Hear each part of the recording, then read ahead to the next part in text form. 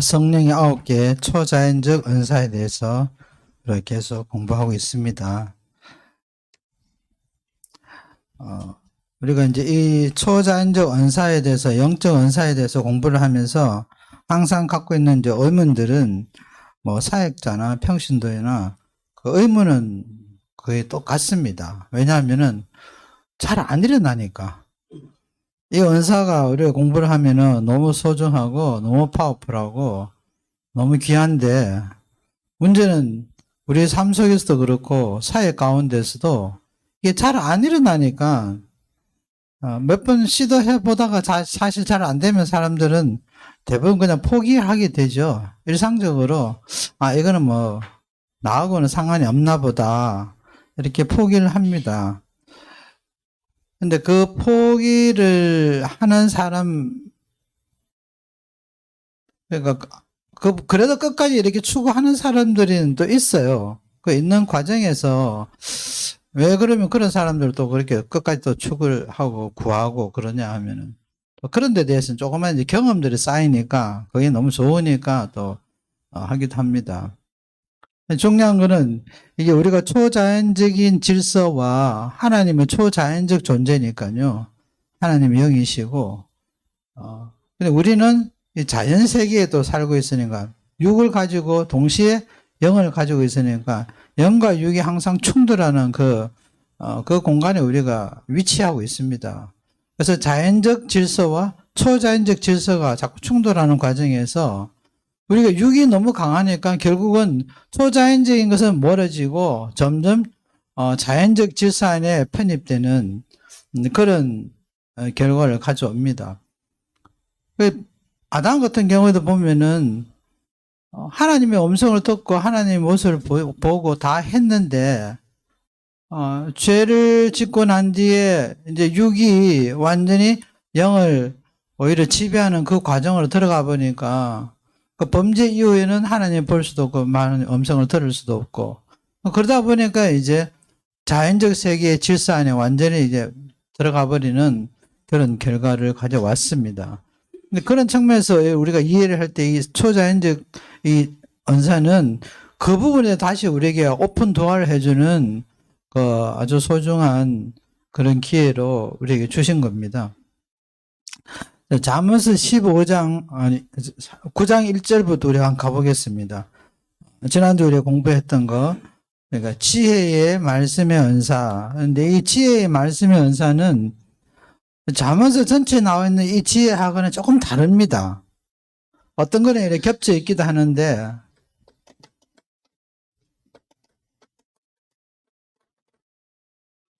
우리가 일상적으로 뭐 세상에서도 이 지혜란 말을 많이 사용하고 지혜가 필요하고, 또 이 지혜가 어떤 면에서 우리 뭐 한국말로 하면 꾀다 뭐 그런 지략이다 이런 말도 합니다.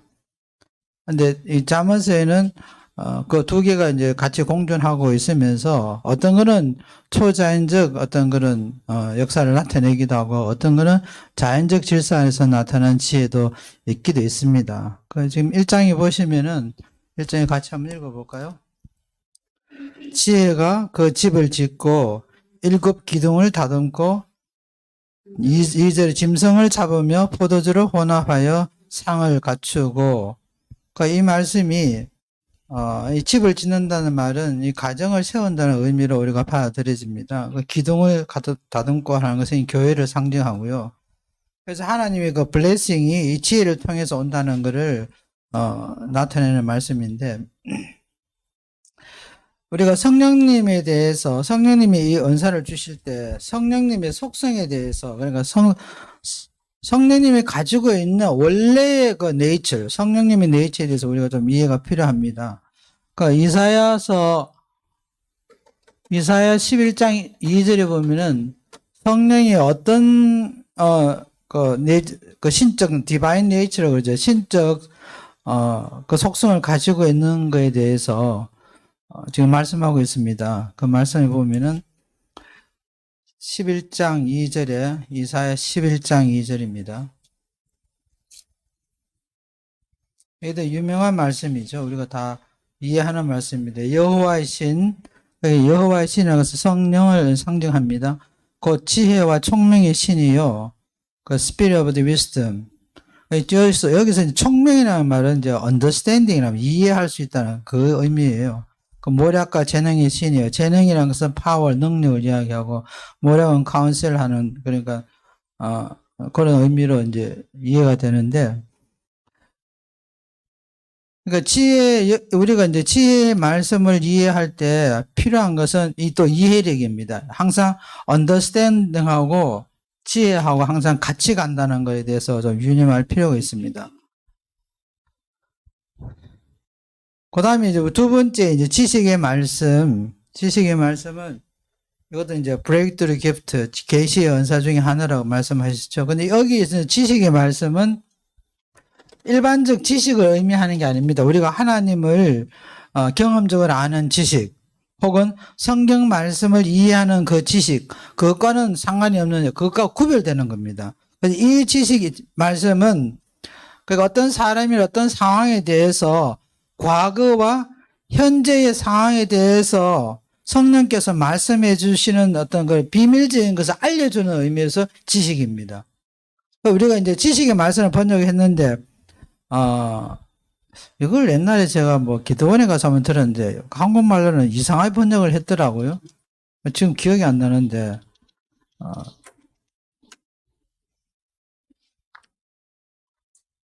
그러니까 이 언사는 좀 이렇게 비전이라든지 꿈이라든지 환상 등과 더불어서 이렇게 사용이 되는데, 말하자면 좀 인포메이션 같은 겁니다. 이게 정보를 알려주는 지식이라는 거예요. 그러니까 아는 지식이지만 단순히 어떤 상황을 알고 어떤 상태를 알려주는 그런 사실적 정보라는 의미에 가깝다는 것을 이해하시면 됩니다. 여기에 대해서 이 지식과 지혜의 말씀을 성경 전체를 보면은 이 언사에 대해서 사용한 것이 별로 나타나 있지는 않습니다. 그런데 단 한 군데, 그러니까 요한복음 4장에 수가성 여인을 다루시는 예수님의 그 카운슬하는 그 과정을 보면은 이 지혜의 말씀과 지식의 말씀을 사용하시는 것을 우리가 찾아낼 수가 있습니다. 그런데 이거 찾아나기 전에 우리가 필요한 것은 예수님이 성령과의 관계에 대해서 제가 한번 말씀을 드린 걸 기억이 하는데요. 이 부분을 두 가지 부분을 우리가 이해를 먼저 해야지 혹시 이 요한복음 4장 말씀에 대해서 오해가 보통 그런 오해를 가질 수 있는데, 그러니까 이 수가성 여인을 만나는 그 과정이 기획된 만남이 아니라는 거예요. 그 전에 예수님이 여자를 만나봤나? 혹은 그 여자 측에서 예수님 오시는 걸 미리 알았나? 이것이 우리가 일반적으로 이야기하는 그 우연한 만남이지, 일상적으로 우리가 이렇게 맞닥뜨릴 수 있는 그런 우연한 만남이지, 예수님 미리 수가성 여인을 알아가지고 그 인포메이션을 받았고 이렇게 이해한 것도 아니고, 그야말로 들은 바도 없고 본 바도 없는 처음 만나는 과정이라는 것을 먼저 이해를 하셔야 됩니다. 두 번째 우리가 또 이해해야 될 부분은 예수님도 그러면 성령의 은사를 사용했는가라는 질문입니다. 그 예수님이 은사를 사용하셨을까요? 성령의 은사를? 네. 그렇죠. 누가복음 4장 4절에 보면 14절에 보면은 예수님께서 갈릴리로 돌아가실 때 성령의 권능을 가지고 돌아가셨다고 말씀하셨습니다. 그래서 예수님은 자기의 예수님은 하나님의 아들이니까 하나님과 동일한 그런 권능을 가지고 계셨지만 그것을 이제 다 포기를 하신 거죠. 세례를 받으실 때 사실은 예수님은 그걸 다 포기 선언을 했습니다. 자기를 위해서 하나님의 신적 권능을 사용하지 않겠다. 그래서 그 이후부터는 성령의 의지에서 모든 사역을 진행하게 됩니다. 심지어 기뻐하는 것도 내가 성령으로 기뻐한다라는 그런 과정도 있었죠. 그래서 이 두 가지, 기획된 만남이 아니라 처음 만났다는 거. 그리고 두 번째 성령님도 성령의 은사를 예수님도 성령의 은사를 사용하셔서 이 사역을 계속 해 나가셨다. 이 두 가지를 먼저 우리가 이해를 하고 난 뒤에 이 수가성 전체를 보면은 우리가 좀 더 이렇게 클리어하게 이걸 찾아낼 수가 있습니다. 그 제자들이 동네를 가서 음식을 먹을 거를 구하러 갔습니다.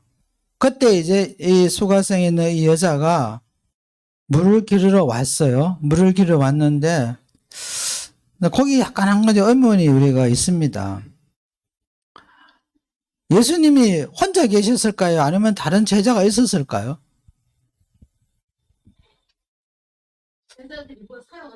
사러 갔다 그랬는데 그러면 12제자들 다 갔다 그랬으면은 이거 누가 기록했느냐고요. 그래서 제 생각에는 뭐 순전히 추측입니다만 사도 요한은 안 가고 옆에 있었지 않았나. 그래서 보고 기록을 했으니까 혹은 예수님께서 제자들 오고 난데 그걸 뭐 상황을 다 설명해 주셨을까 뭐 그렇게 이해할 수도 있지만 그럴 수도 있지만 아마 요한은 뭐 꼭 음식 구하는데 12명 다 그냥 몰려갈 필요가 있겠나 싶어서 남아 있을 수도 있다는 생각을 했습니다. 근데 그게 이제 중요한 것이 아니라 이 요한복음의 이 시간대가 이게 로마 시간을 계산했는지 아니면 유대식 시간으로 계산했는지 그 부분이 좀 의문이 있습니다. 그 지금 전통 신학에서는 그러니까 뭐 공간복음서에 나타나는 그 시간대와 그러니까 사복음서는 공간복음 그러니까 마태나 누가나 마가와 약간 구별을 시키죠. 그래서 네 번째 복음이다 이렇게 이야기를 합니다. 근데 같은 복음서이기 때문에 당연히 그냥 유대식으로 시간을 계산하지 않았을까라는 그것이 주로 이제 주된 주류로서 그렇게 해석을 합니다.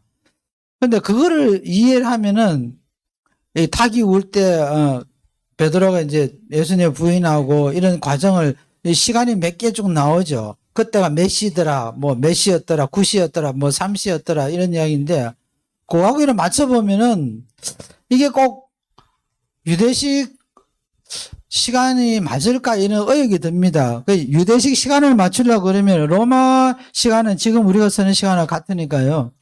3시 같으면은 플러스 6을 하면은 9시입니다. 3시라고 이야기하면은 거기 플러스 6을 하면은 지금 현재 우리 시간으로는 아침 9시를 의미하죠. 그러니까 여기서 지금 6시라고 의미했기 때문에 이게 이제 유대식 법으로 시간 계산하면은 6시로 하면 12시가 됩니다. 그러니까 12시가 되니까 보통 우리가 이렇게 해석을 하죠. 12시는 한낮에 여자가 한참 그 뜨거운 그 시간에 혼자 물 길러 왔다. 보통 유대 여자들이 물 길러 가는 시간들이 저녁에 보통 물 길러 옵니다. 왜냐하면 낮에는 너무 더우니까. 그리고 저녁에 이제 저녁 먹고 난 뒤에는 먹기 전에는 뭐 그건 시간대가 좀 있겠죠. 가서 와서 수다도 떨고 그 우물 가라는 게 그런 뭔가 이렇게 여자들끼리 만나는 그런 뭐 장소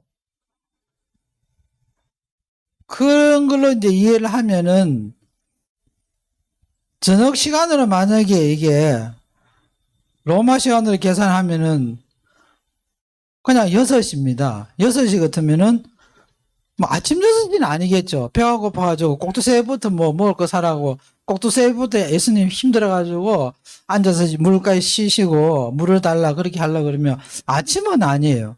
그러면 이거 저녁 6시란 이야기인데 이 저녁 6시를 우리가 이해를 하면은 여태까지 우리가 공부한 거에서 상당히 많이 틀려진 이야기가 나옵니다. 일단은 여자가 삶이 남편이 5 있고 지금 있는 남자도 지 남편이 아니라 그랬으니까 이 남자 갈아치우는 걸 너무 쉽게 했으니까 이게 방정한 여자였느냐.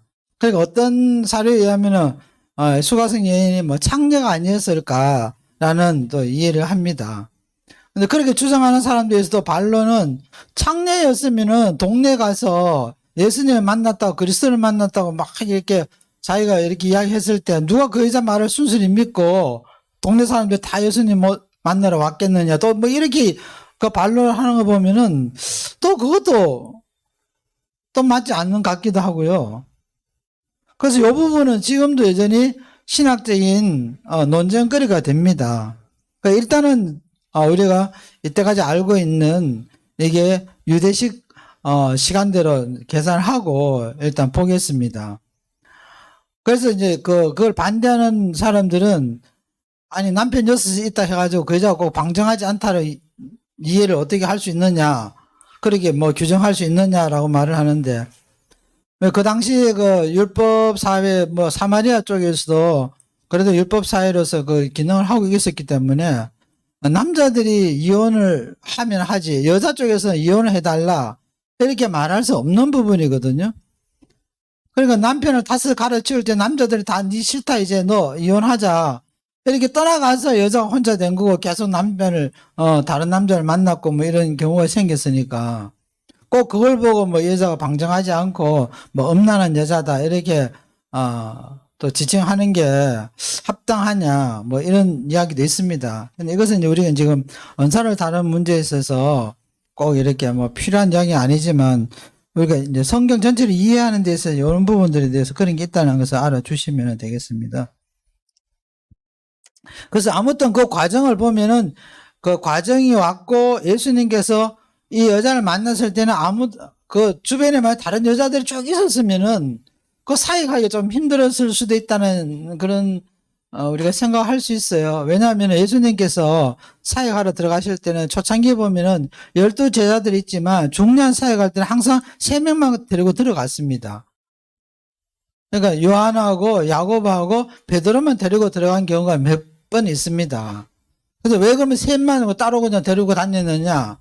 그건 아마 영적 흐름이나 이런 것에 대해서 예수님께서 나름대로 판단하셔서 뭐 그랬을 가능성이 있습니다. 왜냐하면 12에 들어가면은 뭐 공간도 협소할 수도 있었고 혹은 또 생각이 또 다른 제자들이 있을 수 있고 어떤 우리가 뭐 힐링이라든지 뭘 어떤 사역을 하든지 그 집중할 수 있는 성령께서 움직일 수 있는 그런 환경을 조성하는 중요하기 때문에 그 우리가 기도 모임 같은 데 가더라도 중요한 기도할 때는 아무나 와서 그냥 기도하는 것이 아니라 기도 훈련 받은 사람들, 그 기도에 대한 언사가 있고 그런 기업도가 있는 사람들끼리 이렇게 딱 집중적으로 모여서 하는 기도가 굉장히 효과 있다는 것을 사역을 해보시면은 그런 결과를 우리가 얻을 수가 있습니다.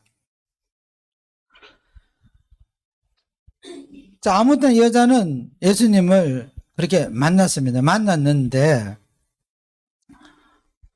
자, 우리가 상식적으로 생각할 때, 저 물길로 왔습니다. 어떤 여자가 물길로 옵니다. 그 예수님께서 이제 12시라 우리가 가정을 하고요. 봤을 때, 그러니까 이게 우리가 이 사역을 하면은 그 영적 예민성이라는 게 있어야 돼요.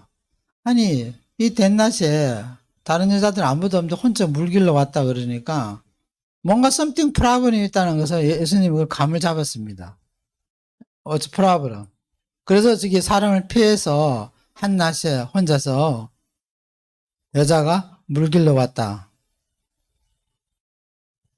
이제 그때 이제 예수님이 하나님의 계시, 그러니까 성령의 계시를 통해서 무슨 문제가 있다는 것을 물어보기도 전에 이미 아셨다는 거예요.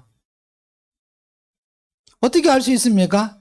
이것이 이제 우리가 말하는 이게 지식의 말씀의 은사를 통해서 그 여자와 말도 섞지 않았지만 보는 순간에 성령께서 가르쳐 주시면 알 수 있다는 거예요.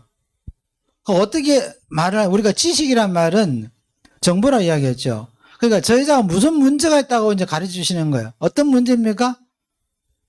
그래서 남편과 가정에 심각한 문제가 있다. 요 말씀을 이제 주시는 거예요. 그 말씀을 듣는 순간에 이제 사역이 시작할 수 있어요. 저 문제, 왜냐하면 우리가 어떤 사람을 카운슬링 할 때, 그 카운슬링 할 때, 어떤 가정에 대해서 뭐 우리가 이해를 하고 뭐 디렉션을 줄 때는 그 이야기를 다 들어야 되잖아요.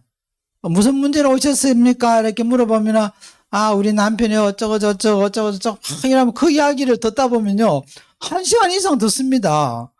근데 사역자도 바쁘기도 한데, 한 사람 앞에 1시간씩, 2시간씩 그 사연을 다 들어가지고 이렇게 디렉션을 주기가, 그리고 사람들은 이 사역을 해보는 과정에서 나타나는 현상들이 사실을 정확하게 이야기하지 않아요. 예를 들면 지가 되게 나빴는데도 다 남편 핑계를 대가지고 우리 남편이 나한테 이렇게 했는데 이렇게 했는데 목사님 내가 이혼을 해야 될까 말아야 될까 이런 이야기를 가져옵니다. 그래 그걸 듣고 있으면은 아 남편은 정말 나쁜 놈이구만. 근데 여자는 여자 쪽에서만 이야기하니까 근데 만약에 남자를 들고 와가지고 아, 당신 가정에 이런 문제가 있는데 네 와이프 이리 이야기는 니 어떻게 생각하냐고 했을 때 저 여자가 더 나쁜 년이 이렇게 말할 수도 있는 거죠. 그러면은 카운슬러 입장에서는 여자 말 들어봐야 되고 남자 말 들어봐야 되고 둘이 많이 충돌할 때 그러면 새끼다가 들고 와가지고 야, 네 엄마 아빠 맨날 싸운다는데 무슨 문제냐 그렇게 할 수도 없잖아요. 그래서 이게 굉장히 혼란스럽습니다.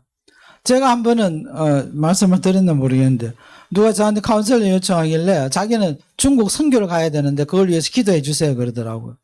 그래서 기도를 한참 하는데 이게 중국 선교를 가실 사람이 아니에요. 그래서 내가 아니 중국 선교를 가시기 전에 가정 문제를 좀 해결하시고 가시죠. 제가 말이 그렇게 튀어나왔습니다. 그 말이 튀어나왔는데 그 순간 저도 깜짝 놀랐어요. 갑자기 왜 저 여자가 중국 선교를 이야기하는데 내가 가정 이야기를 왜 하지? 근데 그런 게 이제 지식의 말씀의 은사로서 나타나는 거예요. 나도 감을 못 잡았는데 입으로 먼저 나와버린 거. 그 예수님은 이 수가성 여인을 보자마자 딱 보자마자 남편 문제, 이 가정 문제가 생기면 그 여자 캐릭터 문제도 있죠. 당연히 있습니다. 그걸 이제 성령의 은사를 통해서 이제 알아내신 거예요. 제가 한 번은 그 수원에 있는 기도원을 갔는데 어떤 자매 둘이가 올라왔어요. 올라왔는데 뭐 나보러 온 건 아닌데 하여튼 뭐 어떻게 해가지고 왔어요. 왔는데 제가 낮잠을 자고 그때 미국에서 들어간 지 얼마 안 돼가지고 내가 카운슬링을 요청을 했어요. 했는데 뭐 앉아서 기도를 하자 그랬더니 그러니까 뭐 그 이야기를 이제 다 듣기도 더 피곤하잖아요. 그 무슨 문제로 오셨어요? 그러니까 글쎄요 우리 아이가요 약간 좀 이상해요. 그러면서 이야기하면 시작하면서 뭐 동네 감정 막 나무 집 와서 불도 막 지르고 뭐 이래가지고 자기가 미치겠다는 거예요. 얘 때문에. 그래서 이걸 어떻게 해야 될지 모르겠다고 이제 저한테 그런 카운슬링을 요청했었어요. 그래서 내가 기도를 하면서 그때 이제 제가 하나님한테 물어봤어요. 이 가정에 뭐가 문제가 있습니까? 문제가 있습니까? 그때 저한테 이제 감으로 영적 감이 이제 계시적 말씀이 이게 사용이 돼가지고 이게 지금 말씀드린 지식의 말씀의 은사가 저한테 그때 왔어요. 왔는데 뭐를 말씀을 주셨냐면은 폭력이라는 말씀을 주셨어요. 그래서 이게 워드입니다. 지식의 말씀이란 게 word of knowledge잖아요. 아는 지식의 말씀이에요. 그러니까 저한테는 폭력이라는 말씀을 주신 거예요. 아, 그러면은 이게 성령한테서 온 게 분명하다고 생각하면은 이 가정에 폭력의 문제가 있구나.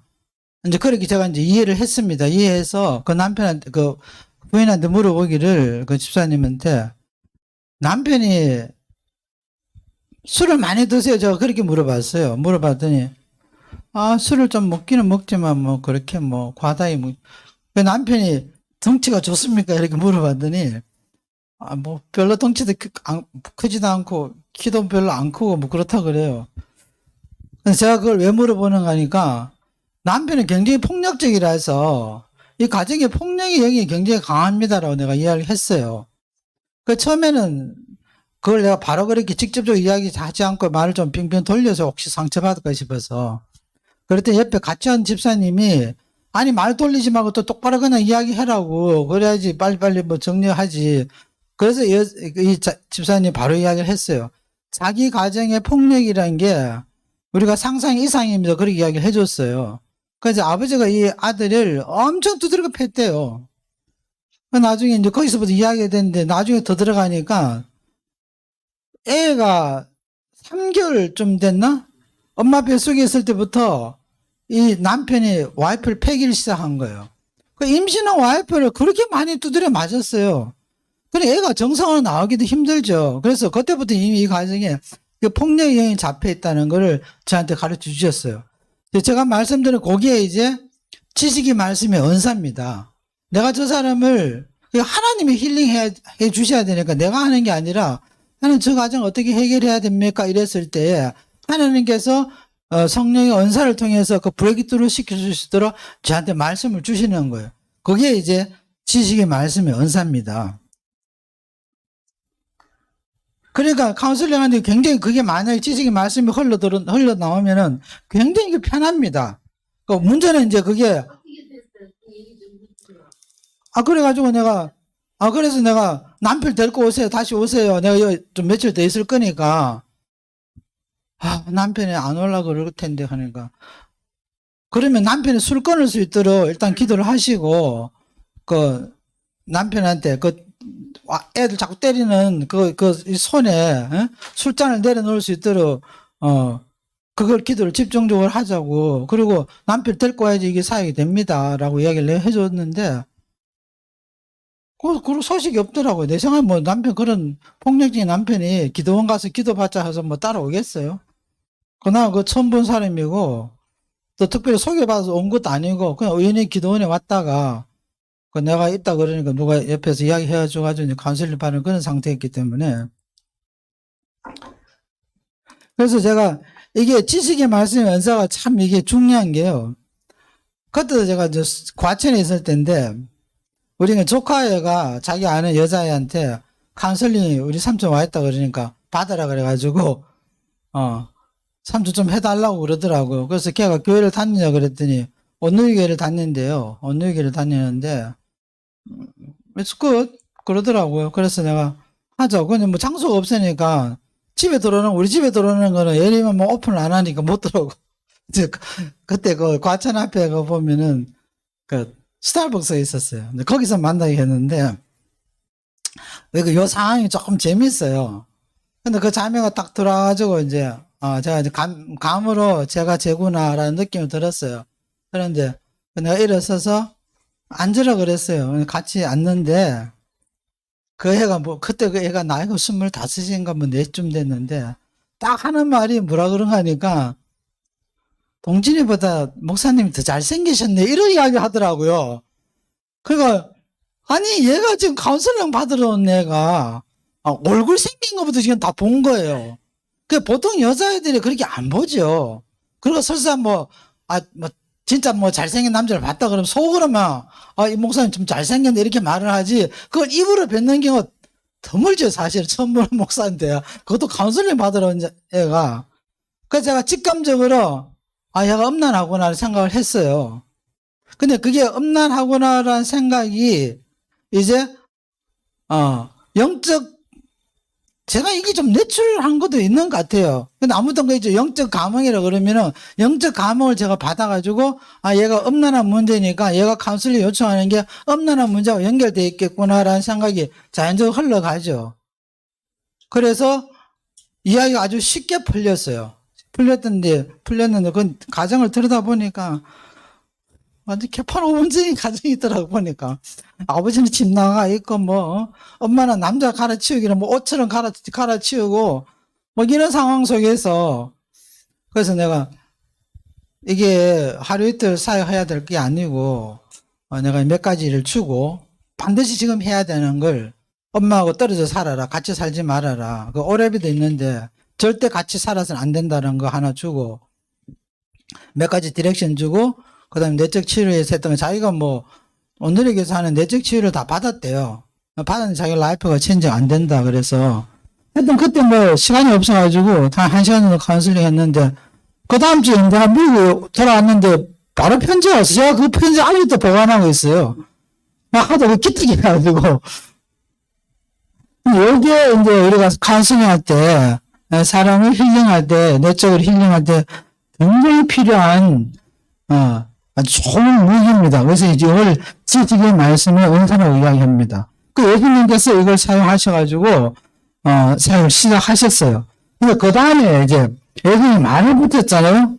말을 붙인 이 말씀이 물을 달라 그런 거예요. 예수님이 목이 말릴 수도 있죠. 근데 예수님이 육신의 필요에 의해서 요구하는 경우는 좀 드물고, 예수님 하시는 모든 행위나 말씀들은 거의 다 영적 문제가 있으니까, 영적 문제 해결하기 위해서도 그렇게 하시는데, 이 물을 달라라는 말씀이 요게 지혜의 말씀이라는 거예요. 우리가 이제 사역을 할 때, 하나님 뭐부터 시작해야 될까요? 이랬을 때, 그 사람의 마음을 터치할 수 있고, 브레이크트루 할 수 있는 말씀을 달라라고 이야기합니다. 그래서 지혜의 말씀을 연상하면 다른 게 지혜의 말씀을 어떻게 접근할 것인가, how to. 근데 그때 사용되는 것이 지혜의 말씀이라는 거예요. 그래서 물을 달라는 것이 바로 이 한마디가 이 여자를 하여금 하나님에 대한 어떤 호기심, 또 관심, 이런 걸 돌릴 수 있는 역할을 했습니다. 그러니까 자연적 현상이죠. 예수님이 사용하신 거 보면은 자연적 현상, 목마름이에요. 그 다음에 물질, 물을 통해서, 그리고 그를 통해서 예수님은 영적 진리를 나타내 보이신다는 거.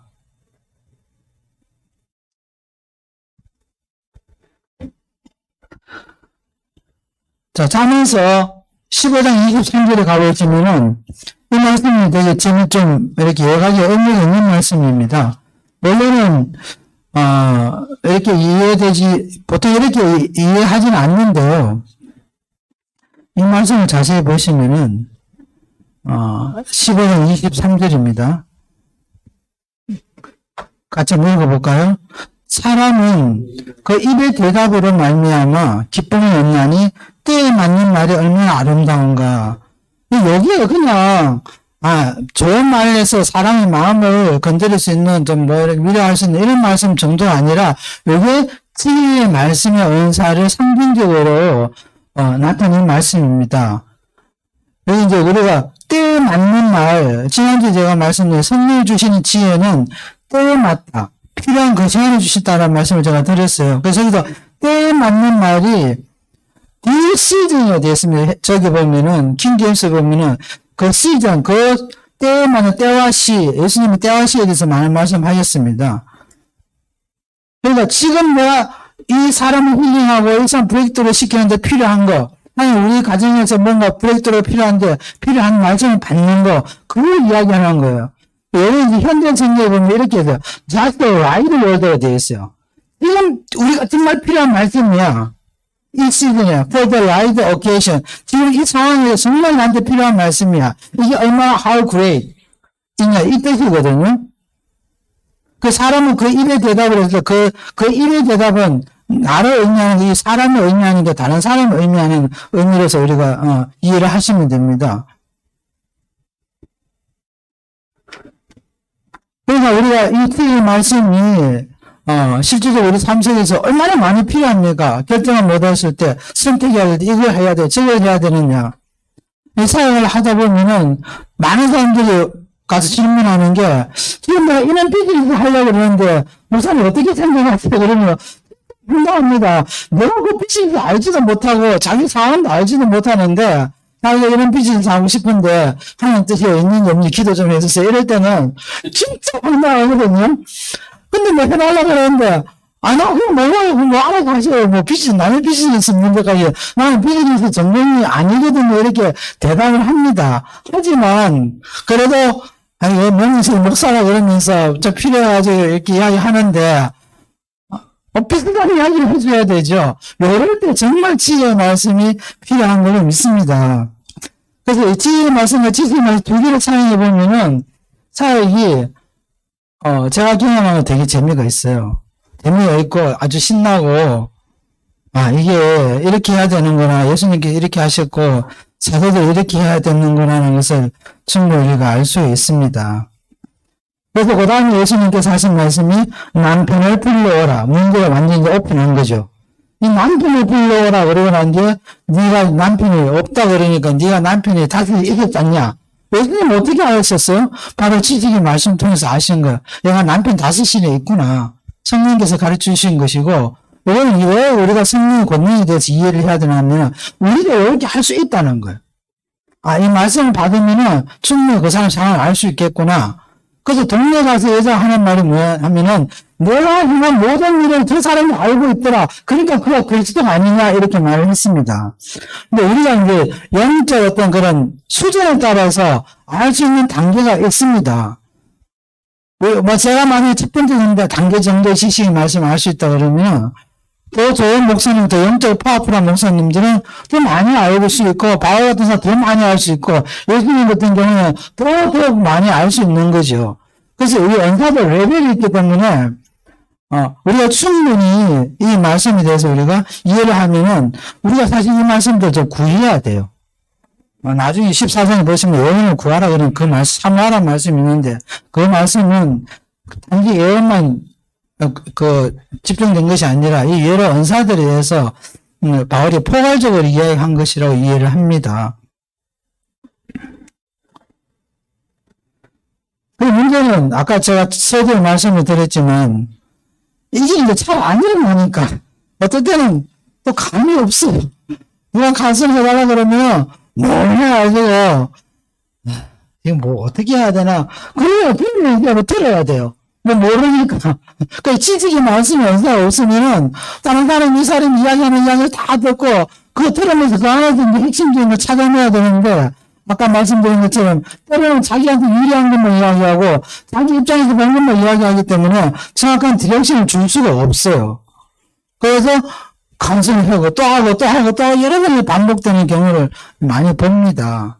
이때 필요한 것이 이게 성령의 은사고 또 이 은사는 뭐 특정한 사람이 주는 것이 아니라 이게 지금 12장이고 요 지금 은사 이야기가 다 끝나자마자 바울이 뭐라고 써놨냐면 인간 몸의 지체에 대해서 이야기를 했습니다. 그 몸의 지체를 우리가 이해할 때는 거의 대부분 교회 나도 교회고 니도 교회고 교회 여러 가지 지체가 있어서 사람 몸처럼 합해서 하나의 교회를 이룬다라고 우리가 이해를 합니다. 근데 그건 맞아요. 맞는데 그 한 단계 더 들어가면은 이 영적 은사에 대해서 이렇게 몸을 비유해서 풀어놓은 것을 우리가 이해도 할 수 있습니다. 그러니까 내가 어떤 사람은 눈이 있고 어떤 사람은 귀가 있고 나는 보기는 보는데 도대체 어떻게 해결하겠지?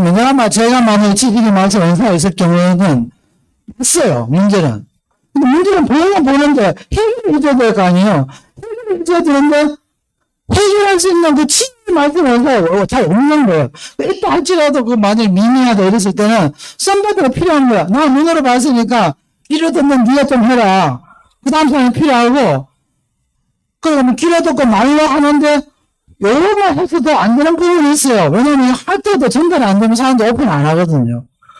그러면 무슨 성공적으로 또 할 때 이게 잘 오픈할 수 있는 사람이 또 필요한 거예요. 그러니까 우리 지체, 각 지체가 서로 사용돼가지고 우리 온몸을 이루고 건강한 삶을 사는 것처럼 교회 안에서도 각자의 지체가 그런 각자의 은사를 우리가 받아서 그게 서로 다 합쳐서 그리스도의 장성한 분량대로 잘할 수 있는, 교회가 스트롱한 잘할 수 있는, 그걸 지금 바울은 사실은 이야기하고 있습니다.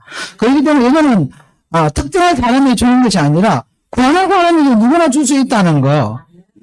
제가 이제, 이따 가면 그 방언에 대해서 이제 또 나오는데, 제가 이제 방언에 대해서 굉장히 도전을 받았어요. 도전을 받으니까, 저게 뭔지 모르지만, 나도 해보고 싶다는 그런 느낌이 당연히 들죠. 감명이 들죠. 하다못해 아무것도 아니라도, 뭔가 이상한 소리 하면서 기도하니까, 괜히 좀 멋있어 보이기도 하고, 그리고 또 이상하기도 하고, 그러니까 뭔가 싶은 어떤 그런, 자기 호기심? 그걸 통해서도 들어갈 수가 있거든요. 그렇게 구하면은 하나님께서는 주시는 구하는 자에게, 그렇잖아요. 구하는 자에, 내가 아버지한테, 신선을 구하는데 무슨 뱀줄 사람이 어디 있겠냐. 성경에서 그런 말씀을 하셨지 않습니까?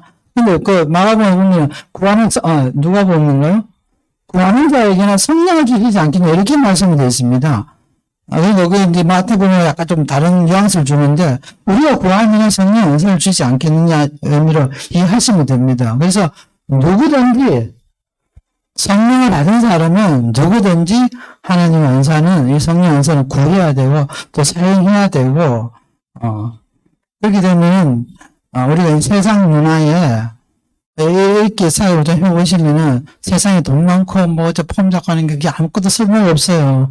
아무것도 쓸모가 없어요. 돈 많이 와서, 좀 도와달라고 그러면, 그게 더 진짜죠. 그렇잖아요. 가정 문제 없는 가정이 어디 있습니까? 모든 가정은 다 문제를 갖고 있고, 돈이 많든 돈이 적든, 권력이 있든 없든 상관없어요. 인생은 다 똑같기 때문에, 누구나 다 고통이 있고 힘든 부분도 있습니다. 그래서 그런 걸 요청해도 그게 이제 복음의 능력이죠, 사실은. 아멘. 우리 모두 그걸 한번 구해보는 시간도 가지는 것도 굉장히 필요할 거라고 저는 그렇게 개인적으로 생각합니다. 자, 여기에 대해서 질문이 있으세요?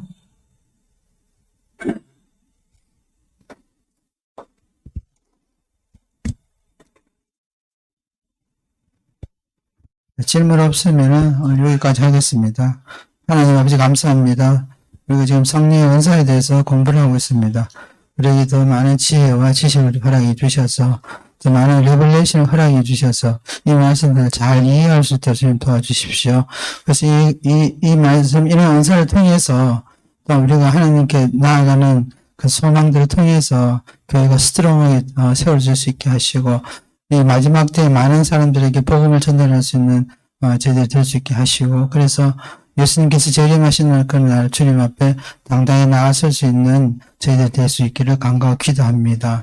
오늘도 성령께서 주장해 주셔서 오늘 우리 예배를 통해서도 임재하심을 나타내 주시고 은혜와 진리가 충만한 시간들이 되기를 간구하고 기도합니다. 감사드리고 예수님 이름으로 기도합니다. 아멘.